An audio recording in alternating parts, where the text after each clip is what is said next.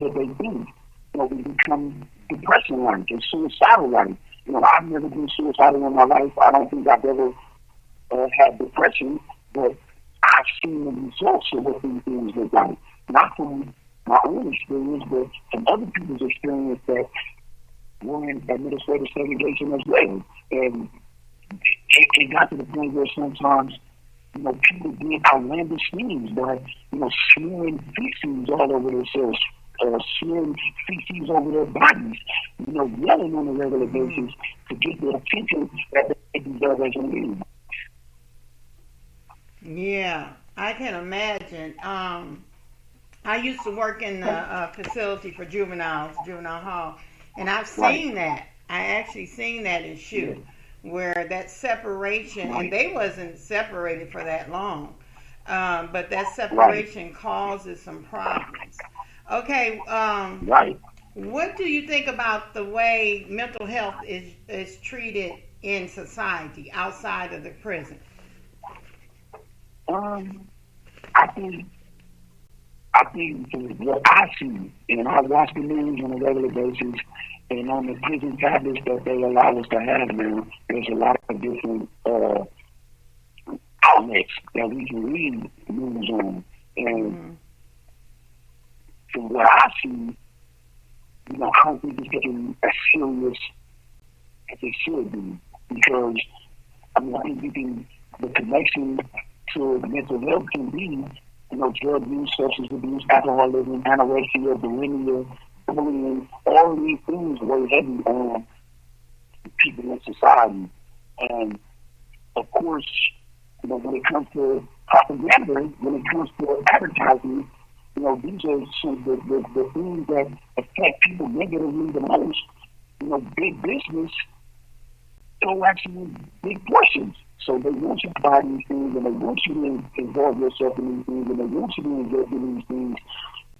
And even the use of social media, it's having negative effects on people in general, particularly the young people. They grow up in an era where everything that they know and everything that they do is on social media. So, if they're not used to going through things that they can deal with on their own, of course they're going to succumb to a lot of things that people say and people do to them on social media. And of course, the suicide rate amongst young people in America is one of the highest it's been since the history of America. So I don't think people are taking it as serious as it should be, but I can say the same thing for people that's incarcerated as well. It's treated as something that's minute or viewed as people that are useless. So I get it. I understand why they don't want people that's in prison to be considered healthy and productive. They want us to be old and decrepit when they release us and stuff like that. But I'm defying my odds, and I'm one of the lucky ones. I haven't slipped through the cracks and become addicted to anything, or my mind is always congested with a lot of foolishness, or the political and everyday function of what prison is. I defy those odds, and luckily for me, it's people like my auntie Deborah and people like my auntie Shirley and people like my grandmother Ella and Mary, that assisted me in understanding my mental toughness. It wasn't just about physical toughness, it was also about mental toughness. So, coming from where I come from, it was kind of a cakewalk for me to come into prison and understand who I am as a man. That's not to say that I'm not affected by a lot of the way that people think in prison and the mental health issues, but what I am saying is I'm tough enough to understand what I'm doing through. Yeah. Okay, you grew up in prison. Grew up I in did. prison because you were 17 when you were sentenced. So you grew up there. You became a man there. And when I I hear you did. talking and stuff, I am really impressed because you mentioned that you didn't get involved with any of the substance that are there or any of the other crazy stuff that was going on. Tell me just a little bit Right. about what is actually going on in the prison. What kind of drugs they have, what kind Right. of stuff is going on there. And because some people don't know, some people just think you're locked up. They might talk about, Right. some of the rapes and different things like that, but it's way more than that going on. Not that that is not Right. horrible, but it's way more than that going on. Right. Um, well, a lot of the things according to rapes and the physical violence and the stickings and stuff like that that goes on in prison, that's the way that Hollywood shows prison. And This call and your telephone number will be monitored and recorded. and of course, this is not real life. This is a lot of fantasy, and this is a lot of fiction that's depicted in these movies and TV shows and stuff like that. But as far as what goes on in actuality in prison, I'm pretty sure a lot of the listeners, can relate. People that have been to prison and people that have been to the youth authority and county jails and the juvenile halls and camp systems and stuff like that. And a lot of the things that goes on the streets are the same thing that goes on in prison. You have people that's overdosing on fentanyl. You have people that have So they conformed have to the fentanyl in everyday prison. function of what prison is. You have, there's drug use, there's alcoholism, there's substance abuse, there's plenty of things that goes on, in prison that goes on the streets as well. And luckily for me, I made a promise to my grandmother, Lonnie Austin, that I would never do hard drugs, that I'd never get a tattoo on my face, and I stayed true to both of those promises. All right, good. You also mentioned something about the young people today, that they are hooked on social media and all that stuff. So when a young person, Right. you went in at 17, so you were very young. Right. When a young person comes into the prison, that comes into your unit, what are the differences that you can see from when you were coming up as a 17-year-old?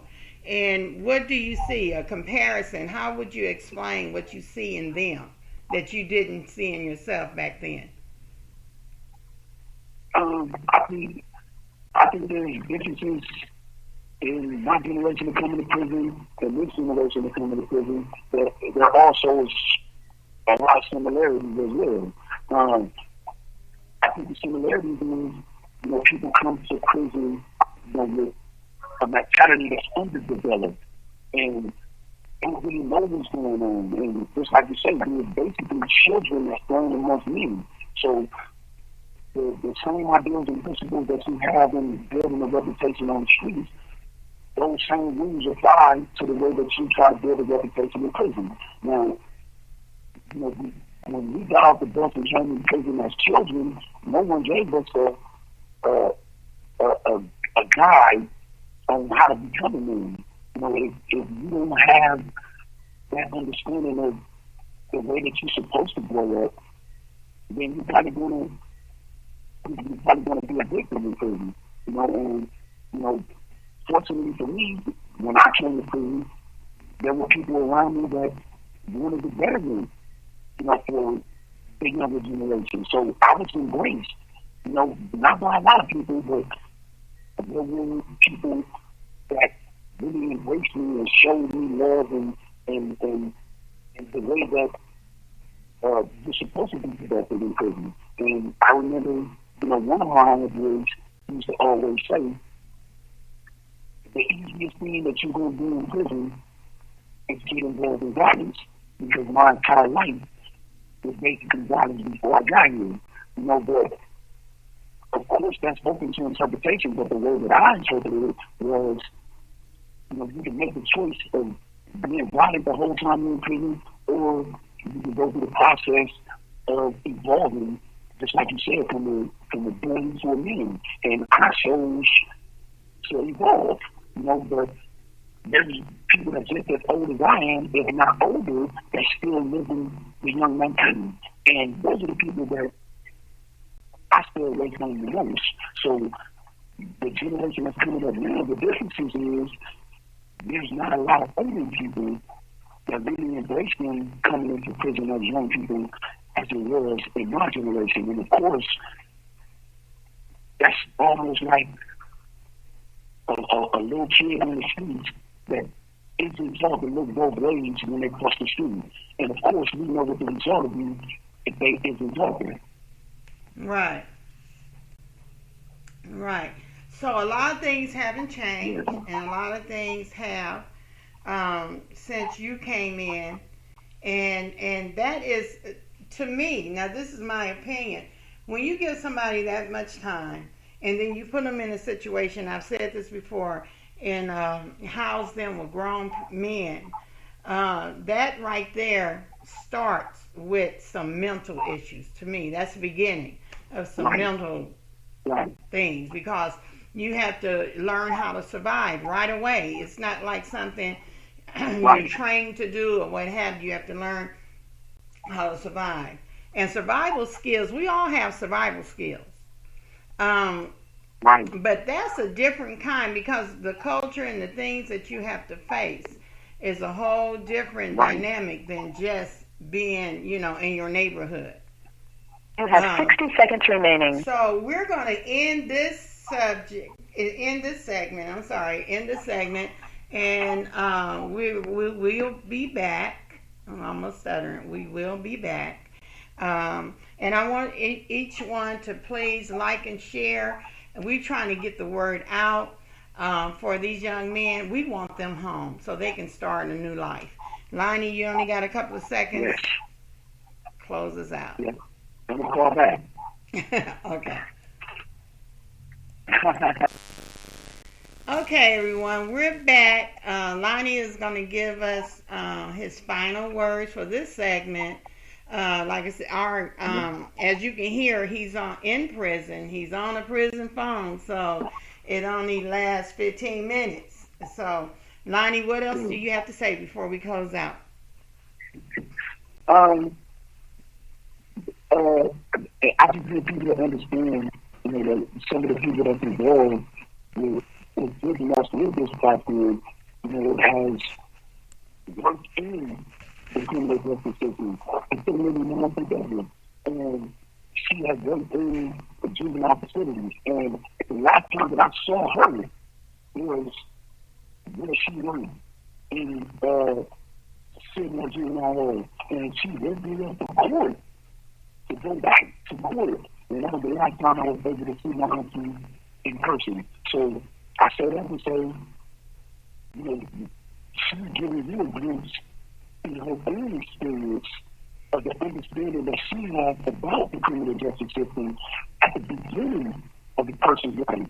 And of course, people don't understand that the trajectory is to prison. They only see people in prison and people have done bad things and done wrong and stuff like that. But oftentimes, they don't understand what the path of prison is. Meaning, they understand that a lot of life in the streets, they don't understand that we come from single-parent households, we come from a situation where there were times that we didn't have food on the table. The strength of these single parents, is what got us through. So, throughout the duration of this podcast, as I say often, we go deeper into the trajectory of the prison, the pipeline to prison, to help people understand what it is, rather than just looking at people as prisoners. Yes. Because you are people, and they kind of, they portray that, in the movies and other places. But these are our sons and our nephews and our fathers and grandfathers and brothers and sisters and what have you. I don't want to leave the women out, because there's a lot of prisons that house women. Those are mothers and daughters and what have you. So, when you're breaking down the family, our men are in prison, that means they're not in the family. Especially those that are fathers, and some